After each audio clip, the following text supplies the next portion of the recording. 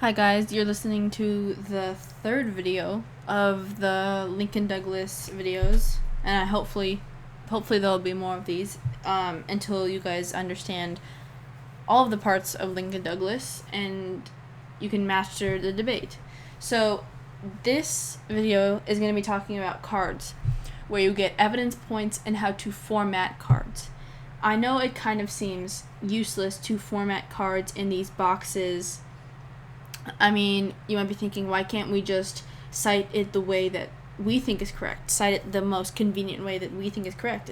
You might be thinking that this is too much work to put into evidence, but it's actually really worth it when it comes to the round, because not only is it just organized for you, but it's organized for your opponent, because as you may not know or may already know that, but if an opponent asks for a card, not only in this debate, but also it can be in public forum or policy, you have to show that card that they ask for. It's just, you can say no to the asking, but it's just more polite to give them the card. And so that's why you want to format it in this box, so they can read it properly and just so that it can be more organized for them, because everything is in this little box. Why would they look beyond this box or outside?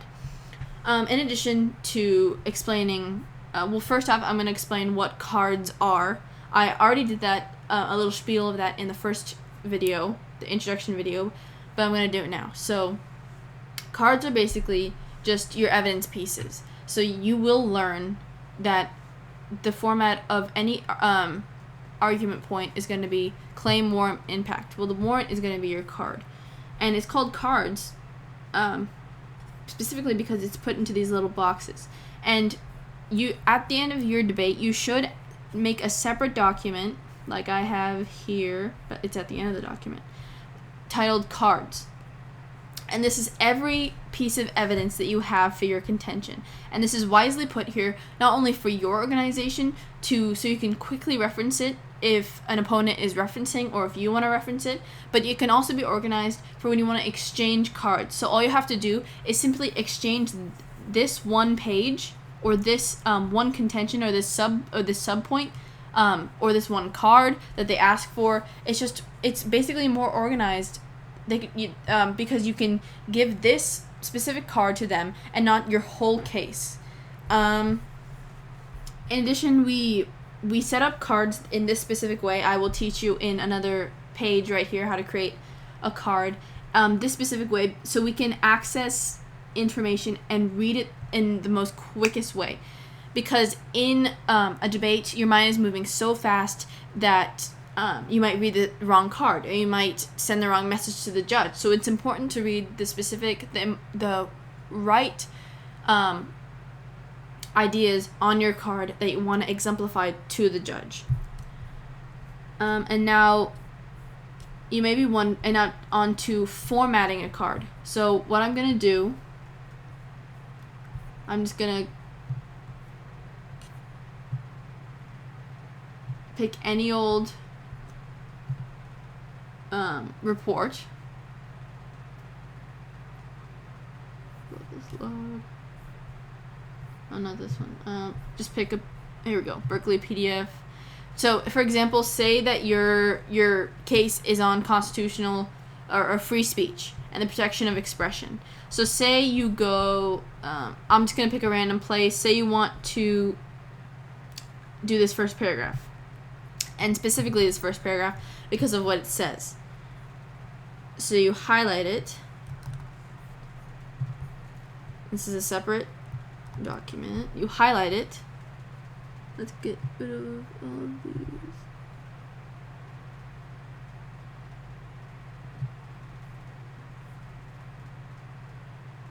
So you would highlight it, and then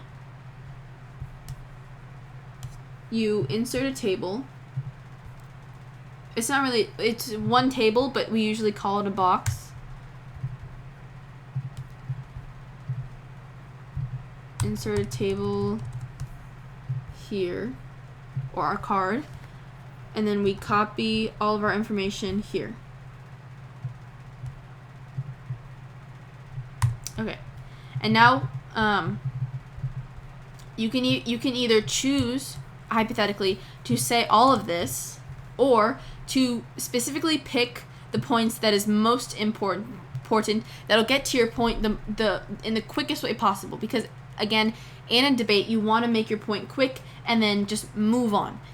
You should have this other points, so that not only it will be clear to you when you read the warrant later, but also to your opponent.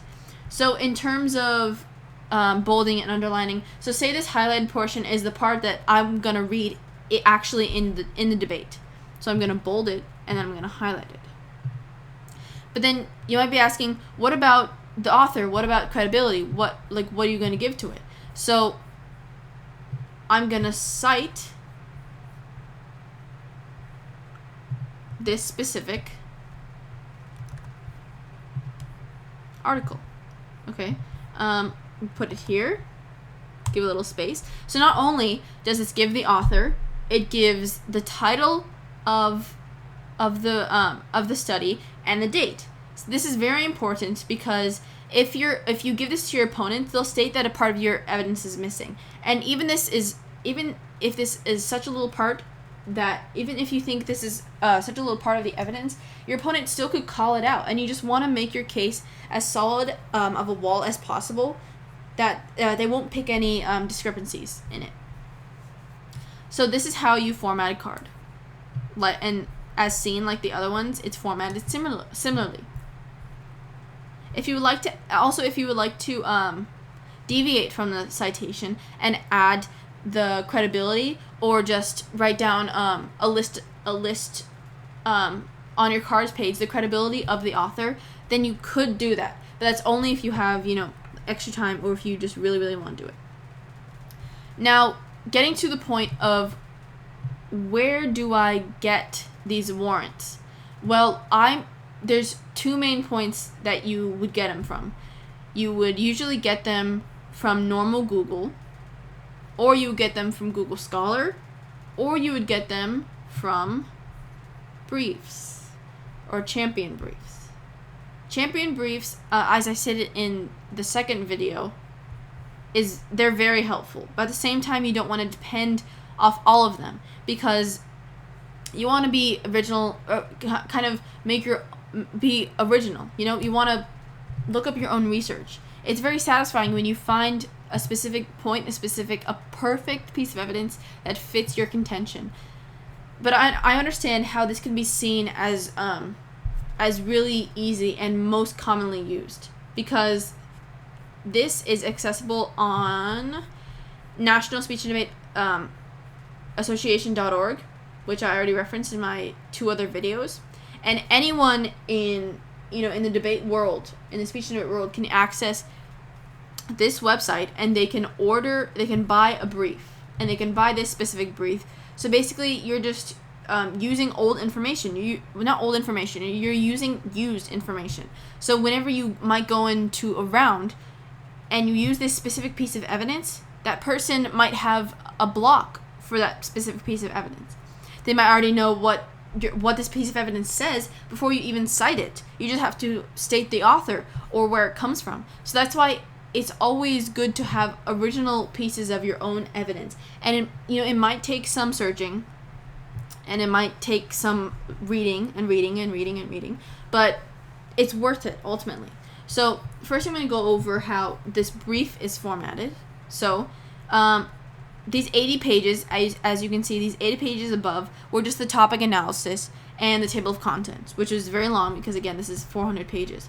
So this is the evidence for the affirmation, and there is evidence for a negation. So this is one of the topics for the affirmation, which is ban free speech zones. It gives a little spiel about it, and then it gives these cards. So this is a card, this is a card, this is a card. See, they have specific formats. They even have a URL for you to access it. See, the pointer, I can even click on it right now. There's like a hyperlink or something. And they give you they kind of give you a specific name to the article or what it refers to, and a little summary or a passage about what it is, or even a passage from that article. So you can see from this how this is very easy. It just gives you evidence. And some of the evidence that you might even research comes from this. And you might notice that the first 3 of these are .coms, and if you listen to my first few videos, you'd be like, didn't you say that you shouldn't use .coms, or it's not allowed? Well, this is brief. Like this is a public brief. You know, they put this together. They're not debating. This is just evidence pieces that they put together. Of course, some .coms and .orgs, like news organizations, like I stated in my first video, the introductory video, like news sites like this Newsweek, can be unbiased and it can be very informing. But it's also it's easier to find by just going to Google. So that's one of the places that you could look for evidence. It's also very easy because it cites for you again. So yeah, they just give you card on card on card on card. But then another place that you could look for evidence is Google Scholar. So using this public colleges, I'm just going to search up restrict any constitutional rights. Just that. And then I'm going to search. So if you haven't seen or known about Google Scholar or if you don't know about it, it's just a place where you can search up studies, PDFs. See, this one is from Chicago. This one's from Duke. So it's just studies that they give. Now it's important to also adjust and know how to work with Google Scholar. Because you can adjust, for example, you can adjust your range. You can go since 2017, since 2016. You can include patents, you can not include citations, not include. So the ones that you want to click on are the ones that are either books, if you want to read a whole book, or PDFs. PDFs are most helpful because they just lead you straight to this. And it's from, or it's protests outside abortion clinics, and it's a study. It states its references here. It seems very credited. You could also go back and click on the Stanford one, and you're like, oh, Stanford is cool. That would seem to impress the judge. So see, they give a little abstract here. It's 45 pages, not too bad. So, and it's a study that a person did, this person, on the liberalization of free speech or how to protest in public speech is silenced. So just like how I created a card here, how I did it with the other, just like I did it with the other article, you would copy something that you want to read here, paste it there, put it in a box, and then highlight and bold or underline and bold the parts that you want to read.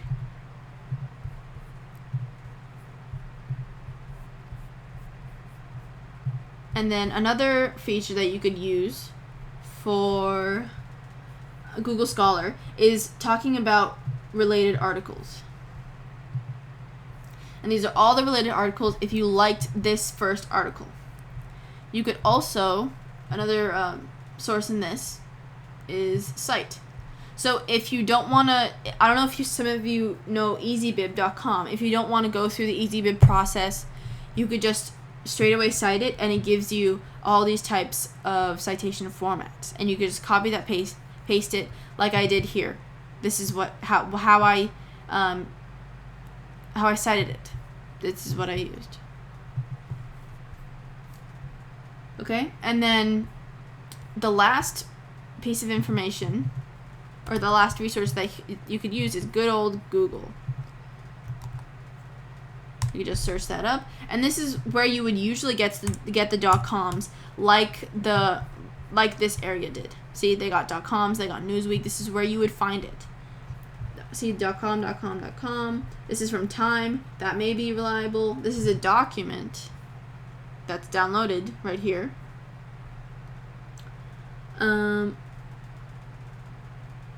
This is a PDF. So even sometimes regular Google brings up PDF. So it's just good to try around and just find the most resources you can. So yeah, this is the cards video.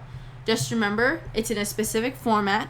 You don't always have to use the brief for your entire case, because again, it's used information. Everyone has access to it, and it can be fun slash kind of satisfactory to find your own information, and it can be informative as well. So I hope you guys found this helpful. Again, they might also teach this in the speech and debate class, how to use Google Scholar. They might also teach you how to use or build cards, because that's, an overall skill that public forum need to have, policy need to have, and LD need to have. So they might have already taught you this. They might have already showed you. Another varsity men have probably already showed you how to use Google Scholar. But this is just a run through of it. And if you have any questions, please email me or comment. Please just email me and contact me in person or via my email. Thank you.